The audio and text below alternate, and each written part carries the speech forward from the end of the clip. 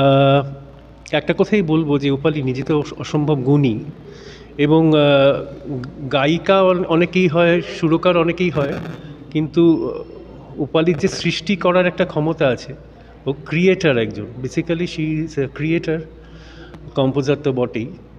আর সবথেকে বড় কথা, উপালি যে কোনো নতুন সৃষ্টিকে অন্যদের দিয়ে খুব সুন্দর প্রাণ দেওয়াতে পারে, যেটা অনেকে পারে না। নতুন সৃষ্টি করতে হয়তো অনেকে পারে, কিন্তু অন্যদের দিয়ে সেটা গাইয়ে বা সেটাকে মানে প্রেজেন্ট করিয়ে সেটাকে জাস্টিস করা খুব মুশকিল। সেটা উপালি খুব সুন্দর করে করতে পারে, এত বছর ধরে করে এসছে। উপালির বহু বহু সৃষ্টি প্রচণ্ড হিট, আমরা জানি, টিভি চ্যানেলের সৌজন্যে জানি, প্রচুর সিরিয়ালের ওর টাইটেল মিউজিক করা উপালির। কিন্তু আমি এইখানে এসে এমন অবাক হয়ে গেলাম যে উপালি যে ছাত্রছাত্রীদের তৈরি করছে, সে ছোট থেকে আরম্ভ করে বয়স্ক যারা এত যত্ন নিয়ে তাদের শেখাচ্ছে, এত সুন্দর করে তাদের শেখাচ্ছে, এবং যেসব যে গানগুলো শেখাচ্ছে সেগুলো তো রেয়ার গান, সেগুলোকে বাঁচিয়ে রাখার চেষ্টা করছে। আমার ভীষণ ভালো লাগছে এখানে এসে, সত্যি এটা একটা অদ্ভুত কাজ করে চলেছে উপালি। অত্যন্ত শেখার, যেটা বললাম আমি একটু আগে উঠেছিলাম মঞ্চে, তো অত্যন্ত শেখার। এবং সবথেকে বড় কথা যেটা আমিও কিছুটা মেনে চলি, আমিও একটি সংস্থার পক্ষ থেকেই এসেছি, সত্যদেব মিউজিক একাডেমির কর্ণধার। তো আমারও সেটাই হয়ে থেকে থাকে যে নবীন প্রবীণ বা ছোট বড় বলে কিছু নেই, প্রত্যেকের মধ্যে মানে সুন্দর একটা সুরের ভাবনা তাদের মধ্যে ইনজেক্ট করে দেওয়া, তাদেরকে চেনানো সঠিক পথ, এটুকুই খুব প্রয়োজনীয় অন্তত এই মুহূর্তে।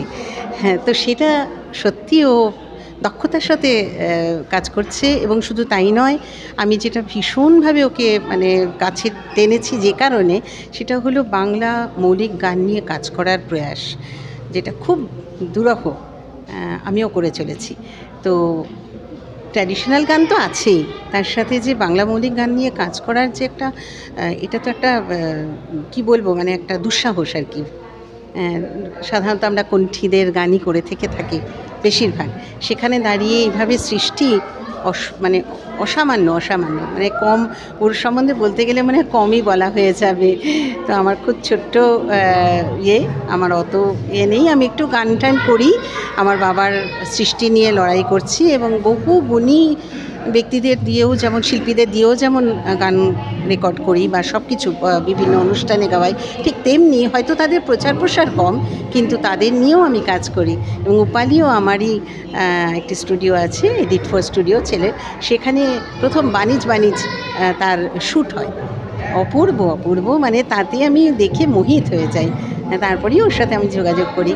আর এত সুন্দর একটা ওর মানে কি বলবো, ওর দাঁড়ানো, কথা বলা, ব্যক্তিত্ব, গায়কী, সব কিছুর মধ্যে একটা অসম্ভব সরলতা, যেটা আমি বললাম যে প্রেম প্রকৃতি যেটা দিয়েছে, পূজা প্রেম প্রার্থনা, আমার মনে হলো উপালি চট্টোপাধ্যায় পূজা প্রেম প্রার্থনারই পরিপূরক। সবাই আছে এখানে, 5 থেকে 65 বছরের সব ছাত্রছাত্রীরা এখানে আছেন। ইউসিএম মানে উপালি চট্টোপাধ্যায় মিউজিক। আর দেখছো তো সব আমার বাচ্চারা ছড়িয়ে রয়েছে। আর এই অসাধারণ কাজটি করেছে শান্তনু মুসাফির, স্টেজ ডেকোরেশনও তার।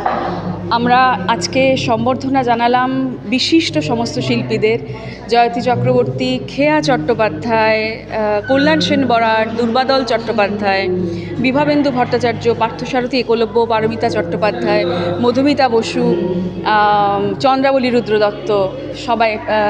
তারপরে এদের সবাইকে আমরা ধন্যবাদ জানালাম এবং সংবর্ধনা দিলাম সঙ্গীতে তাদের অবদানের কথা মাথায় রেখে। এবং উপালি সঙ্গীত একাডেমির যেটা লক্ষ্য, সেটা হচ্ছে বাচ্চাদের, আমাদের নতুন প্রজন্মকে এগিয়ে নিয়ে যাওয়া। এবং এখানে কিন্তু শুধুমাত্র নতুন প্রজন্ম না, তুমি দেখবে এখানে যারা গেয়েছে তাদের মধ্যে এমন অনেকে আছে যারা 60 50 এবং আমার হায়েস্ট বয়স আমার ছাত্রী, তার বয়স হচ্ছে 65, এবং তিনি সব থেকে একনিষ্ঠ ছাত্রী। তো আমি মনে করি না শিক্ষার কোনো বয়স আছে, এবং এই শিক্ষার বার্তাটা সবার কাছে ছড়িয়ে যাক যে গান শেখো, চর্চা করো, ঈশ্বর পথ করে দেবেন। এটা 10ম উপালি চট্টোপাধ্যায় মিউজিকের এটা 10ম বছর, আর আমি উপালি দিই, উপালি চট্টোপাধ্যায়। অ্যাকচুয়ালি এটার শুরুটা কিন্তু বহু যুগ আগের কথা, মানে 1964 সালে বেলঘরিয়ায় গীতবাণী স্কুল তৈরি হয়েছিল, আমার বাবা মুকুলেশ চট্টোপাধ্যায় তৈরি করেছিলেন। সেই স্কুলেরই আমি একটা নতুন ভার্সান তৈরি করেছি উপালি চট্টোপাধ্যায় মিউজিক, এবং সেটা 2012 থেকে চলছে। অ্যাকচুয়ালি এটা 10ম বর্ষের অনুষ্ঠান, কারণ কোভিডের জন্য 2 বছর আমাদের বন্ধ ছিল। কোভিডে তো পুরোটাই আমরা অনলাইন শিখিয়েছি, এবং এমন অনেক বাচ্চাকে আমি মানে আমার কাছে যারা ছোট অবস্থায় কোভিডের আগে ভর্তি হয়েছিল তারা আজকে বড়, এই 4-5 বছরে তারা বড় হয়ে গেছে, এবং তাদেরকে আমি এমনও হয়েছে যে কেউ ইংল্যান্ডে থাকে, কেউ ধরো হায়দ্রাবাদে থাকে, কেউ অস্ট্রেলিয়া থাকে, তাদেরকে প্রথমবার দেখছি আমি, এবার তারা এসছে। তো এটা একটা বিরাট আনন্দের ব্যাপার। আর গানে গানে আমরা ভরে আছি, এবং আমি মনে করি গানটা যেন চলার পথের পাথেয় হয়ে যায়।